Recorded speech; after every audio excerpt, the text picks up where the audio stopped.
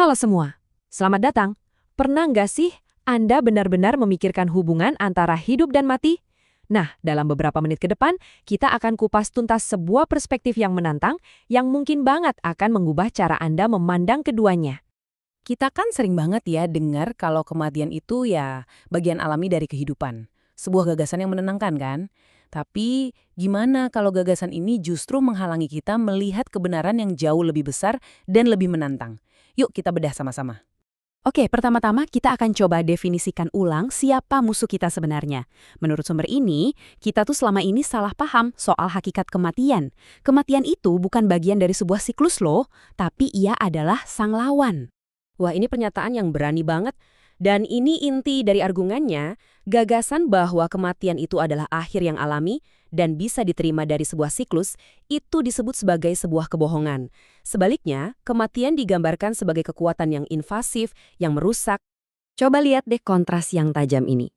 Ini bukan dua sisi dari mata uang yang sama. Sama sekali bukan. Ini adalah dua realitas yang secara fundamental berlawanan. Hidup itu soal pertumbuhan, vitalitas, dan penciptaan. Kematian menurut perspektif ini adalah kebalikannya, kehancuran total dari itu semua. Kerangka berpikir ini mengubah segalanya. Jadi, kalau kematian adalah musuh besar, terus gimana kita harus hidup? Apa kita ditakdirkan untuk hidup dalam ketakutan? Nah, sumber ini menawarkan jalan keluar, sebuah cara untuk menaklukkan rasa takut itu. Menurut pandangan teologis ini, rasa takut akan kematian itu bukan sekedar kecemasan biasa. Ini adalah sebuah alat perbudakan. Dengan mengutip dari kitab Ibrani, sumber ini menyatakan bahwa iblis atau kekuatan jahat menggunakan ketakutan akan kematian untuk menahan umat manusia dalam perbudakan seumur hidup. Dan ini dia solusinya, disajikan dalam 3 langkah yang kuat banget.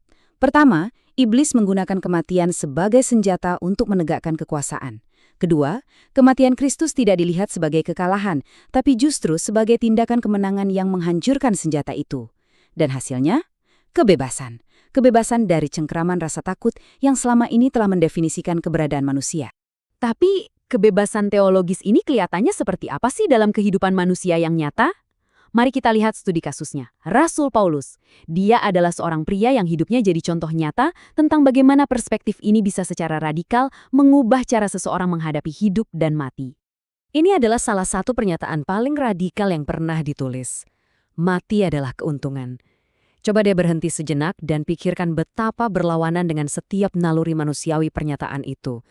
Ini benar-benar menjungkir balikan pemahaman kita tentang apa yang harus dicari dan apa yang harus ditakuti. Nah, ini pertanyaan kuncinya. Ini bukan soal keinginan untuk mati atau depresi ya. Jadi apa yang bisa mengubah pikiran seseorang secara begitu mendalam sampai-sampai mereka melihat akhir dari keberadaan duniawi mereka sebagai sebuah keuntungan? Jawabannya terletak pada pergeseran tujuan hidup yang sangat fundamental. Bagi Paulus, hidup tidak lagi tentang bertahan hidup atau kebahagiaan pribadi. Baik dia hidup atau mati, tujuannya hanya satu, untuk memajukan tujuan yang lebih besar dari dirinya sendiri. Keyakinan akan kehidupan setelah kematian menghilangkan rasa takut, dan misinya memberinya tujuan yang membuat hidup dan mati menjadi sama-sama bermakna. Pergeseran perspektif ini secara alami membawa kita ke bagian terakhir. Kalau Anda tidak lagi takut mati, bagaimana hal itu mengubah cara Anda hidup sekarang? Pernyataan sederhana ini jadi terasa sangat mendesak ketika rasa takut akan akhirat itu dihilangkan. Coba bayangkan, kalau ketakutan akan kematian tidak lagi menjadi bayang-bayang atas keputusan Anda. Tiba-tiba, fokus Anda beralih sepenuhnya ke hari ini, ke waktu yang Anda miliki saat ini. Dan inilah inti dari semuanya. Tanpa rasa takut akan kematian yang menghalangi, tujuan hidup menjadi sangat jelas. Menurut perspektif ini, tujuannya adalah untuk meninggalkan dampak positif, untuk membangun persatuan, dan untuk berkontribusi pada sesuatu yang abadi selama waktu singkat yang kita miliki di sini. Jadi, kami meninggalkan Anda dengan pertanyaan ini. Jika rasa takut tidak lagi menjadi faktor yang membatasi, apa yang akan menjadi fokus hidup Anda? Perspektif ini menantang kita, bukan untuk terobsesi dengan kematian, tetapi untuk benar-benar memutuskan untuk apa hidup kita ini. Jadi, dampak apa yang akan Anda buat?